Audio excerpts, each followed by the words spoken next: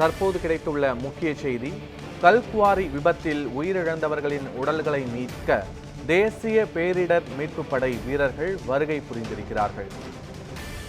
கல்குவாரியில் சிக்கியவர்களை மீட்கும் பணி தீவிரமாக நடைபெற்று வருகிறது. இது தொடர்பான முழுமையான விவரங்களோடு எமது செய்தியாளர் பாலமுருகன் இணைந்திருக்கிறார். பாலமுருகன், தற்போதைய கள நிலவரங்கள் என்ன? பத்மநாபன் திருப்பத்தூர் அருகே வல்லார்கோட்டை கிராமத்தில் செயல்பட்டு வரும் தனியார் கல்குவாரியில் பாறை சரிந்து விழுந்ததில் உள்ளே சிக்கி ஆண்டிசாமி, ஆறுமுகம், முருகானந்தம், கணேசன் மற்றும் பொக்லைன் ஆபரேட்டர் ஒரிசா மாநிலத்தைச் சேர்ந்த அர்சித் ஆகிய 5 பேர் உயிரிழந்தனர்.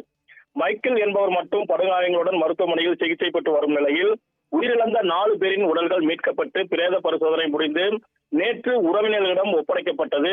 இதில் பொக்லைன் ஆபரேட்டர் அர்சித்தின் உடல் பாறைகளுக்கு இடையே சிக்கிக் கொண்டதால் அதனை மீட்க முடியாத நிலை ஏற்பட்டதை தொடர்ந்து திருநெல்வேலி மாவட்டம் ராதாபுரம் பகுதியில் இருந்து தேசிய பேரிடர் மீட்பு படை வீரர்கள் சுமார் 30க்கும் மேற்பட்டோர் ஆய்வாளர் கலையரசன் தலைமையில் வருகை தந்ததுடன் வடமாநில தொழிலாளர் அர்சித்தின் உடலை இன்று மீட்டு சிவகங்கை அரசு மருத்துவமனைக்கு உடல்கூறு ஆய்வுக்காக அனுப்பி வைத்துள்ளனர். 5 பேர் உயிரிழந்த சம்பவம் இப்பகுதியில் பெரும் சோகத்தை ஏற்படுத்தியுள்ளது. பத்மநாபன்,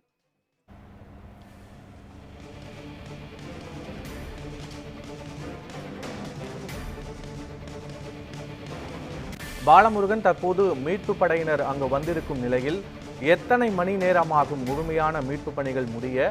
மேலும் யாரேனும் அதில் சிக்கி உயிரிழந்திருக்க வாய்ப்பு இருக்கிறதா? தற்போதைய கள நிலவரங்கள் என்ன?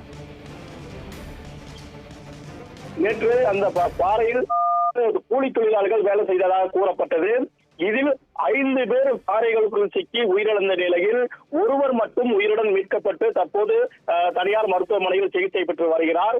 5 பேர் உயிரிழந்த நிலையில் நேற்று 4 பேர் மீட்கப்பட்டனர். மீட்கப்பட்டு ஒருவர் மட்டும் தற்பொழுது தேசிய பேரிடர் மீட்பு படையினர் சுமார் 4 மணி நேரமாக மீட்பு பணியில் ஈடுபட்டு ஒடிசா மாநிலத்தைச் சேர்ந்த தொழிலாளியின் உடலை மீட்டுள்ளனர். பத்மநாபன்,